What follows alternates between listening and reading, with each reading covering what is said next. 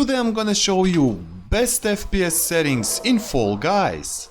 If you find this guide helpful, like and subscribe to the channel and enjoy this video. Okay guys, all you need to do, just launch game like me and go in right corner and you will see this gear, click on it and move here to options. Move here down. On video, you will see here resolution. Set this resolution from monitor, like me, 60 Hz. Move here down. On window width, switch this off. VSync from off, turn this on. Move on texture detail from half, choose like me full resolution. Shadows from high, switch this low. Motion blur, switch this off. Bloom, switch this off. Deep of field, switch this off. Ambient, switch this like me none. And anisotropic filtering, switch this off. Anti-aliasing from high, switch this none. Screen space reflection from ultra, switch this like me none. Static lobby background, switch this off. And 3D lobby background, switch this off. After all, click space and save this. And you have the best FPS settings in Fall Guys.